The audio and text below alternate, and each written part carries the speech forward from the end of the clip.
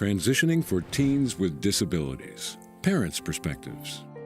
Welcome. This video will share useful ways that you can help your teen reach his or her goals after they leave school. Families have an important role in preparing youth to become adults. Did you know that if you have high expectations for the future and share them with your son or daughter, they will have a better chance of succeeding? Stay tuned to the end for a checklist for parents and links to resources. Expectations matter. Some people get nervous or discouraged or sad when they find out, oh, my child was classified, he has considered a disability, or he has an IEP report or a 504. I don't know what I'm gonna do. And they change their mind frame of how they're gonna raise their child or what they're gonna do. I disagree. I went into with the same way I would have if my child didn't have an IEP or a disability. Don't discourage your children from working because they can do it. Even though they have that disability, they will figure out how to get the job done their way, and it makes you very proud to see how they do that. Since Brian's been coming to work, I've really noticed a difference in his social interaction and his independence, and he really enjoys making the money and buying things that he wants to buy, knowing that he earned that money and worked hard for it. I believe that you have to raise your child the same way, because the disability doesn't determine who they are. But if you raise them with the fear of having a disability, they won't function and progress. They would always lean on the fact that I can't do that because I have a disability. I have not raised my son that way. You have to function. The world will not care if you say, I can't do that because I have an IEP. That doesn't stop anybody from doing anything. You have to push past it, and you can do anything anybody else can do along with your disability, and you probably can do it better.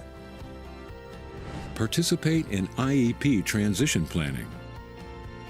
Transition in an education setting means planning for when a student leaves high school.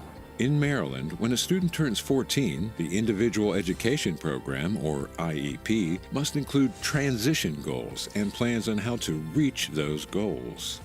Schools are required to invite students to participate in their IEP meetings whenever transition goals or services are discussed. This is a good opportunity for students to speak up for themselves and talk about what they want to do in the future. They are advocating for themselves, an important skill to have. When youth is involved in their IEP, it's essential to have them at that meeting so they can understand what their educational goals are and what accommodations can help them be successful in the classroom. I attend every meeting that they have for him. They take your input into consideration, and then they incorporate it into his IEP. I believe that each parent should be involved, especially with a child who has an IEP, because if you're unaware of all the opportunities that they have, you can't help them. But if you go and you're aware of their rights and things that should be given to them, it'll help their education. It'll help them, period, in life.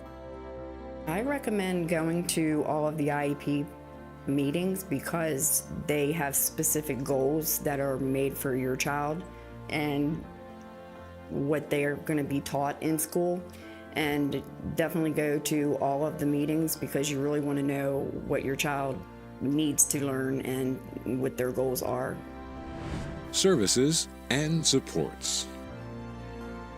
When a youth is transitioning from high school, they have to remember that they might not have a parent or a professional support or case manager like myself, but they can always reach out to their guidance counselor or a principal at school or their favorite teacher.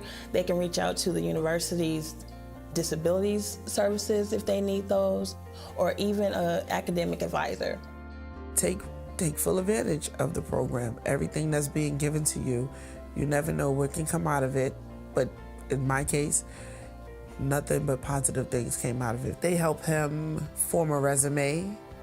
He learned how to do a lot of interviews for different jobs. He was given the opportunity to go to driving school. He passed driving school. He has his permit. He was able to find steady employment. It started off with him working a few summers ago to where he did so well that they would call him back every summer to work, or if they have work during the school year, as of right now, he works in the after-school program. How does work impact benefits? One of the biggest things we encounter when working with families and finding the youth jobs, they often think they're going to lose their benefits when that child goes to work. So to negate that, we usually call in a benefits counselor so they can explain to them how you can work and be successful and still receive your benefit. I would definitely take advantage of the benefits counseling because there may be options that they have to help you with your needs. You're allowed to work only a certain amount of hours. You can't make over a certain amount of money before it affects your pay. They have a call-in line, like an automated line that you call your monthly paychecks in, so they know how much you're earning every month without it affecting your benefits. We were concerned about him losing his benefits. When he turned 18, he's considered an adult, so his benefits would get cut off and he would have to reapply to get them on his own. And if he didn't get them on his own, that the program we're working with right now would submit a 301 form to let him continue getting his benefits. They also set the parents up with classes if you need classes to help you manage your money better. They talk to you about different investments that you can do and things of that nature. They show you that the program is not only for the children, it can help the parents as well.